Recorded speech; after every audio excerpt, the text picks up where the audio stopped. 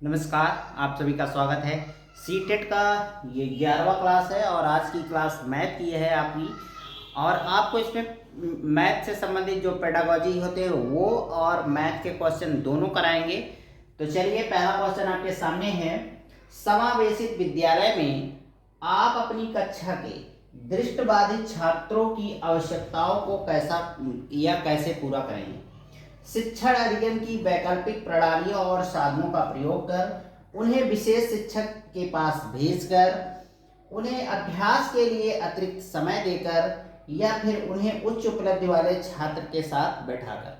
तो दोस्तों, पहली बात आप जान लीजिए, समावेशित विद्यालय क्या होता है। वो विद्यालय होता है जहां दोनों प्रकार के बच्चे पढ़ते हैं, सक्षम और असक्षम। असक्षम मतलब ये है कि जो दिव्यांग बच्चे हैं, दृष्टिबाधित हैं या फिर पैर से कोई दिक्कत है, किसी भी प्रकार के उनके अंदर अगर विकलांगता है, वो भी अगर सामान्य बच्चों के साथ पढ़ रहे हैं तो वो समावेशित विद्यालय होता है। और बात कर रहा है कि ये अधिगम शिक्षण अध्ययन की वैकल्पिक प्रणालियों और साधनों का प्रयोग कर, तो ये भाई सही है, ये वाला ऑप्शन ए आपका सही है। उन्हें विशेष शिक्षक के पास भेजकर, ये गलत है। हर शिक्षक विशेष है, कोई शिक्षक विशेष नहीं होता है, सब नॉर्मल होते हैं। तो उन्हें अभ्यास के लिए अतिरिक्त समय देकर, ये भी नहीं करना है। क्यों नहीं करना है? क्योंकि बच्चों को ये ना लगे कि वो दिव्यांग है या किसी रीजन से उनको ज़्यादा समय दिया जा रहा है। उनको प्रति सहानुभूति वाली भावना आपको नहीं दिखानी है कि उनको ऐसा लग जाए कि मैं कुछ अलग हूँ और बच्चों से, तो उनको ये नहीं जताना है। उन्हें उच्च उपलब्धि वाले छात्र के साथ बैठाकर, तो अगर टीचर हो आप तो किसी एक बच्चे को आप उच्च उपलब्धि का छात्र आप नहीं मान सकते। आपके नज़र में सारे बच्चे एक समान होंगे। तो ये तीनों ऑप्शन गलत हो जाएंगे और ऊपर वाला ऑप्शन आपका ए सही हो जाएगा। शिक्षण अध्ययन की वैकल्पिक प्रणालियों और साधनों का प्रयोग आपको करना है। तो आई होप आपको ये बात समझ में आई होगी। दोस्तों, ये वाला क्वेश्चन देख रहे हैं, बहुत ही मज़ेदार क्वेश्चन है, सिंपल क्वेश्चन है। लेकिन अगर जिनका प्रैक्टिस नहीं है गणित में, वो इस क्वेश्चन को ज़रूर छोड़ देंगे। रीज़न है कि इतना लेंदी दे दिया है और बेवजह लेंदी बढ़ा देता है। सीटेट का यही खासियत है, वो क्वेश्चन को बहुत लंबा कर देता है। अभी पढ़ेंगे और आपको इतने आसानी से समझाएंगे कि आपको ये झट से समझ में आ जाएगा, आपको लगेगा ही नहीं कि कोई दिक्कत है इसमें। चलिए पहले क्वेश्चन को पढ़ते हैं। एक स्कूल, आधे छात्र बैडमिंटन खेलते हैं, ठीक है। 1/4 छात्र वॉलीबॉल खेलते हैं, 1/8 टेनिस खेलते हैं, 1/16 छात्र शतरंज खेलते हैं और बाकी तैराकी के लिए जाते हैं। यदि वॉलीबॉल खेलने वाले छात्रों की संख्या 160 है तो कितने छात्र शतरंज खेलते हैं। आपसे शतरंज खेलने वाले छात्रों को संख्या पूछ रहा है और आपने क्वेश्चन को पढ़ा। कहीं भी आपको पूरी जो छात्रों की संख्या है, टोटल छात्रों की संख्या है, वो नहीं मिलेगी। जब तक आपको टोटल संख्या छात्रों की नहीं पता होगी, ये क्वेश्चन भी नहीं सॉल्व होगा। तो जब है ही नहीं तो कैसे पता चलेगा? पता ये चलेगा कि गणित है तो गणित में मान लिया जाता है, माना कुल छात्रों की संख्या, कुल छात्रों की संख्या कितनी है? x है, ठीक है। आपको ये मानना है कि कुल छात्रों की संख्या कितनी है? x है। अब यहां पूरे सवाल को छोड़ दीजिए, आप नीचे आएंगे तो मिलेगा यदि वॉलीबॉल खेलने वाले छात्रों की संख्या, ये वॉलीबॉल खेलने वाले कुल छात्रों की संख्या दिया गया है। कितना दिया गया है? 160। और ऊपर देखेंगे तो 1/4 छात्र वॉलीबॉल खेलते हैं, मतलब x का, इस x का चौथा भाग जो बालकों का है वो खेलता है वॉलीबॉल। तो अगर हम निकाल लें x का 1/4, x का 1/4 होगा x/4, ठीक है। इतना बात समझ में आ रहा है? ये कुल छात्रों की संख्या है। जब 1/4 करेंगे तो ये आपका कुल छात्रों की संख्या निकल आ गई जो वॉलीबॉल खेलने गए हैं। अब कह रहा है 160, तो अगर आपको कुल छात्रों की संख्या निकालनी है ना, तो यहीं से निकल जाएगा। x बराबर आप कर लीजिए 160, ठीक है। इतना आप कर लीजिए।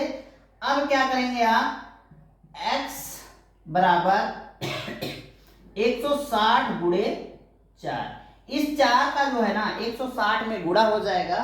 अगर अब आप x का मान निकालेंगे तो जब इसमें 160 का 4 में गुणा कर देंगे तो हो जाएगा 16 चौका 64 और ये 0 का 0, x बराबर 640। यही जो है ना कुल छात्रों की संख्या है। अब आप इसको x को चाहे तो हटा भी सकते हैं। कुल छात्रों की संख्या कितनी निकल आई, 640। विद्यालय में 640 छात्र हैं। अगर अब आप ना कोई भी कुछ भी पूछे आप आराम से निकाल सकते हैं। जैसे 640 है, कह रहा है कि कितने छात्र शतरंज खेलते हैं, ठीक है। अगर 640 का 1/16 छात्र जो हैं शतरंज खेलते हैं, तो 640 का 1/16 आप कर लीजिए। 16 एकम 16, 16 चौका 64 और ये आ जाएगा 40। 40 छात्र जो हैं क्या खेलते हैं, शतरंज खेलते हैं, ठीक है। 40 छात्र जो है शतरंज खेलते हैं और आपका ऑप्शन डी सही हो जाएगा। डी ही 40 है। तो आशा करते हैं आपको ये क्वेश्चन अच्छे से समझ में आ गया होगा। तो चलिए अगला क्वेश्चन देखते हैं। अब इस क्वेश्चन को देखिए, 50 में पूर्ण संख्या जोड़ी जाती है। 50 में पूर्ण संख्या जोड़ी जाती है और फिर वही संख्या 50 में से घटा दी जाती है। प्राप्त हुई दोनों संख्याओं का जोड़ है। देखिए क्वेश्चन को यहाँ से आपको आंसर मिलेगा, दोनों जोड़ी हुई संख्याओं का जोड़ मतलब क्या है, दोनों संख्याओं का जोड़। मान लीजिए कोई पूर्ण संख्या, यहाँ पूर्ण संख्या दी नहीं गई है तो हम मानेंगे माना पूर्ण संख्या x है, ठीक है। हम x मान लेंगे। अब हमको सवाल लगाने में आसानी हो जाएगी। 50 में पूर्ण संख्या जोड़ी जाती है तो 50 है और इसमें पूर्ण संख्या हम जोड़ दे रहे हैं, ठीक है।